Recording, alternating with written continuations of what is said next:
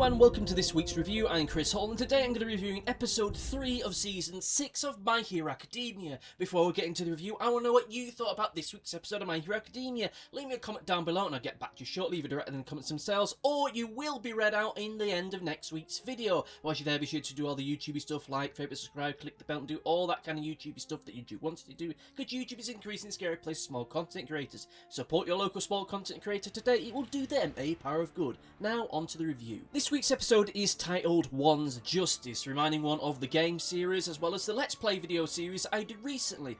I do have to wonder, however, is the phrase One's Justice like a common saying or colloquialism or turn of phrase in Japan? Because it's one that I keep seeing popping up here and there, and I really don't know. As I keep saying in the past, I'm not really a big anime person, so I don't know if this is just kind of a thing or not, so answers down in the comment section down below. I have to say though, as far as this episode itself is concerned, wow, that really was a heavy one, wasn't it? You know, I'm really kickstarting my weekend with a smile on my face and a song in my heart with this one. Now, I just say here and now, I did think this episode was bloody brilliant in almost every way, shape and form, and I worry that my review this week isn't really going to do it that much justice because this episode just really was utterly fantastic. As always, let us start out with the positives, and I feel that this is where most of the screen time of this week's review is going to be lying.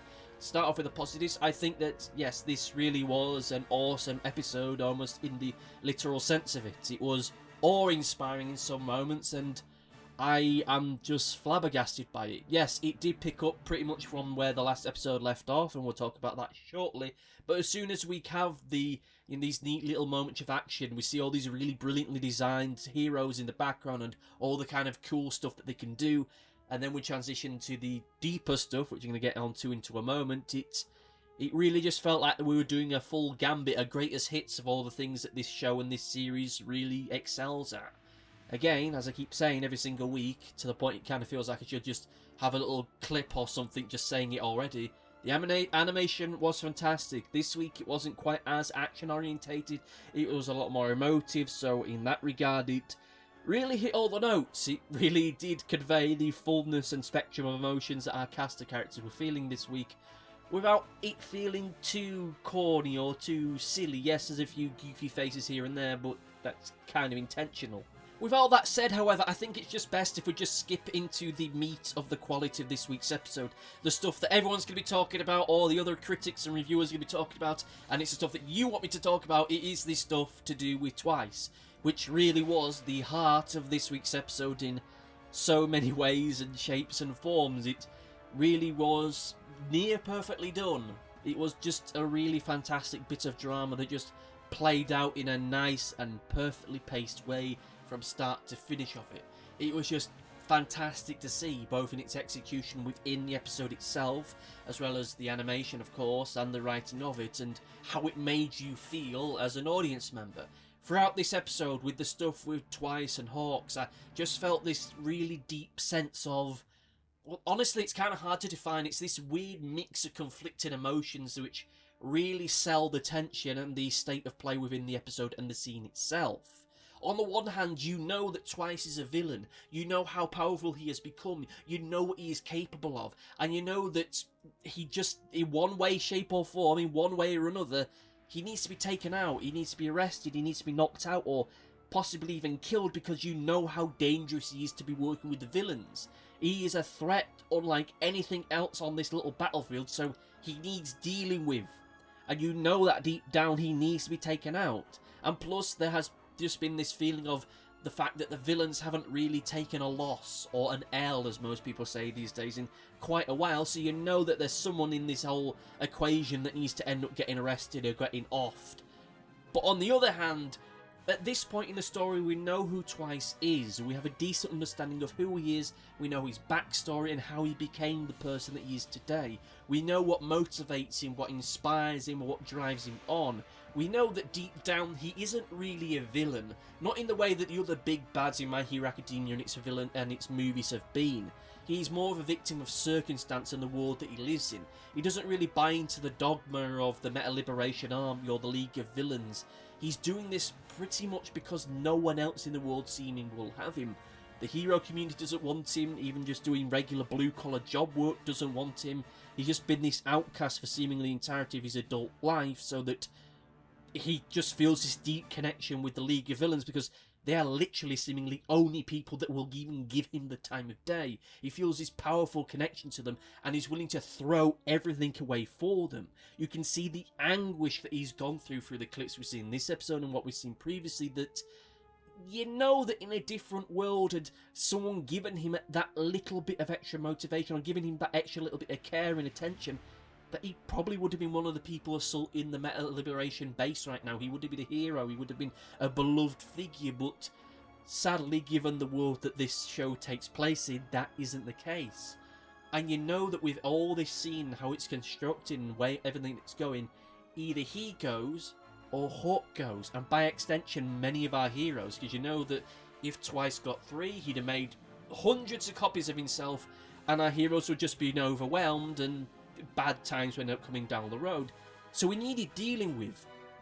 And when you're watching this episode, you don't know how he's going to get dealt with. You don't know if it's just going to be a case of he's going to get knocked out, or he's going to get captured temporarily, or captured permanently. You don't really think he's going to get killed off because of just how central the character is being within the show, but he is. And you feel this real deep sense of just... You just really feel intensely sorry for him. Even without the stuff towards the end of the episode with Stabby McWife, you just have this sense of this shouldn't be happening to him, because, as I've said, he's not a villain, he's just a victim of circumstance. And that just taints any sense of victory that there might be in all of this. This entire sequence, this entire extended scene was tackled in a very mature way. I don't think that it overstayed its welcome. I don't think it overdid the drama of it, because that's just the nature of Twice as a character. He has always been a very bold, bombastic, a very performative figure, so these moments where he is effectively screaming his heart out and just having this full scale of emotions filled out for him. I know that some people might find it a bit cheesy, but I mean, given the character and who he is and how he acts in social situations, it makes perfect sense to him. And this all just builds up to a conclusion which you know needed to happen, even if maybe deep down you really didn't want it to happen. And all of this together just furthers my feeling that the world of My Hero Academia is one that I would never really want to live in. Because, you know, if you think that peer pressure and social expectations and celebrity worship in this world is bad, in the My Hero Academia world it just feels like a waking nightmare. It's the world that I would never want to live in due to past experiences, but it's still brilliant to watch and just see how all this stuff unfolds. With all that said, I do feel that we do need to get in some negatives into the episode, and I will admit that they're very small, and I think that overall this episode is just a brilliant thing, so I apologise if some of these things feel rather nitpicky. I feel that this episode as a whole was just kind of lopsided.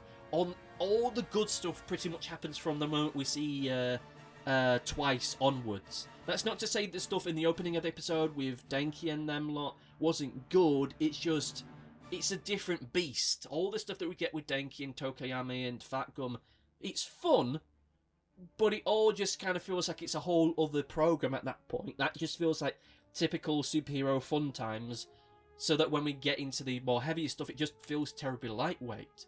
And most of the stuff that we get up until the moment that we see Twice and all that kind of stuff, it just feels like set up for things that are coming on. Oh, Gigantonomicus is there. Well, there's probably going to be a big fight with him later on. Oh, the guy that looks kind of like Gru, but with hair, is here. And, well, you know, he's going to get stressed out and punch stuff, so we set that up. So it just kind of feels a bit lightweight. And I do have to say that the stuff with Denki just kind of fizzled out really quickly. I'm sure that we'll come back to him, but the way that it felt with last week's episode into this week's episode, at least in the beginning of it, I felt that this entire episode was going to be his. This was going to be about him and getting to know him better and what motivated him more, but we didn't really get that. He did this bit, he started to absorb the lightning, and then it kind of felt like it was going to set up to, okay, so there's going to be this to and fro between him and the villain. We're going to get a bit more about both their backstories, and oh wait, Midnight is here and she's knocked them all out. Okay, so I guess we don't have to worry about that now, so okay. I'm sure they'll do something with Denki sooner or later, but again, it just kind of feels like a missed opportunity. There's certain characters and cast members that I feel that we need to know a little bit more of them, particularly going forward when things might become a little bit deeper and more precarious, but that just is as it is. Again, and this is another week where Midori is just kind of absent and away and not really part of events. As I said last week, I do feel that they are going to be saving him for later on. He's probably going to be one that's going to save the day in the end, or at least save everyone for whatever predicament they are in. And I feel that everything is going a little bit too smoothly for our heroes, which feels weird, bearing in mind that I still think that Dr. Evil Badman has a little bit too much plot armor, but it feels like we're going to be setting up for bad things happening soon because everything's been going a little bit too smoothly so far, so we need to build up to that. And by the looks of things, looking at the next week's preview, that's probably we're going to start to see the pivot into heavier stuff. We're going to see this whole assault on the base thing start to wrap up, if not next week, then maybe the week after that, and possibly at most the week after that.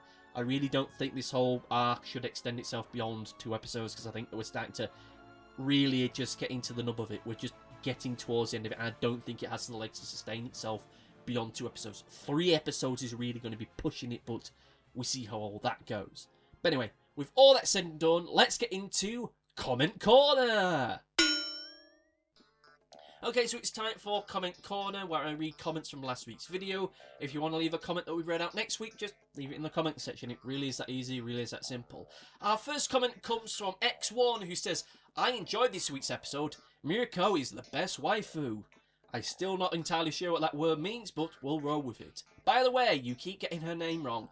Yeah, I'm going to be honest, I put my hands up. Yeah, I realised that fairly early on, particularly when I was listening back to it after I posted it. I will admit that a few weeks ago I did like a binge watch of that Inuyasha program for a project that didn't really work out, so I had the name Moroku in the back of my mind, so I guess I just got mistaken. So yeah, I put my hands up and apologised for that. It's just, as I said earlier on, I'm not really an anime person, so the names just kind of get mixed up in my mind a little bit, particularly when I have just been binge watching a load of stuff for projects, which ultimately didn't work out. So thank you for your comment, and it was great to have you once again. Second comment comes from who says, just so you know, I watched your end of season reviews. I actually enjoyed them. Thank you. I really know that they're not really for everyone. I know that some people just want the week by week reviews, and I'll be honest, with shows like My Hero Academia where my feelings on it don't really wax and wane as much as Doctor Who, there is oftentimes not really a whole much to really say beyond the episodes themselves. I don't think I've ever had an episode of My Hero Academia where I've had a very strong reaction to it in a negative way. Not as is the case with Doctor Who, where if you could just watch any of my reviews, there's a 1 in 6 chance where I'm just going to be almost foaming at the mouth of how terrible it was, particularly over the past couple of years or so, but that's a whole other matter. My Hero Academia has just been consistently good, so it's kind of hard to do a deep dive of what worked and what didn't work, but we'll see how this season goes, and we'll see how we go by the time we get to that point. Thank you for your comment, and now moving on to our final comment, where we have the return of Scott TV Gamer, who says, what I like about this is the fact they don't go over top with the animation throughout. What we got is more than good enough so far, so it makes me think the studio is trying to keep this season's quality more consistent than the last 2, which I have to agree with. I think that with the animation it feels, and I don't mean to say this in a negative light, it feels very much like a case of so far so good. It feels very consistent, unlike last season where, particularly in the joint training arc, you'd have these moments of just really spectacular animation which just, as I said at the time, felt like something just taken out of a movie for how good it was and how well it was shot and how well it was put together. And then you go from these brilliant animated sequences to stuff that just felt rather mundane and standard for television animation. You go from something that looks like it should be in some big, epic animated movie to just, here's another everyday episode of this program. And this week, or rather this season so far, we haven't really had that. Everything's been of more or less the same standard. Which, yes, it doesn't have quite the same epic flourishes, but I'd rather have something that kind of feels more like a consistent entity, rather than, oh, we sent this sequence off to this animation studio to do it, now we've got it back, now we've got this sequence from ours, and it just doesn't feel quite as well, if that makes sense. But still, it still feels of quality, and as I keep saying, the animation of this season thus far has been really spectacular. I'm interested to see how well it goes, and whether it's going to maintain its consistent tone, but we see how we go with that as we get into the future. So concludes Comment Corner, and with that, so concludes this week's review. I hope that you enjoyed this review. If you did, leave a comment down below, like, share, favourite, subscribe, do all the YouTube stuff that YouTube wants you to do. Leave a comment down below of what you thought about this week's episode. Thank you all for listening, and goodbye! Thanks for watching. Be sure to like, favourite, subscribe, click the bell, and do all the YouTubey stuff that YouTube wants you to do. Go on, it'll do me a power of good. Until next time, my friends, goodbye!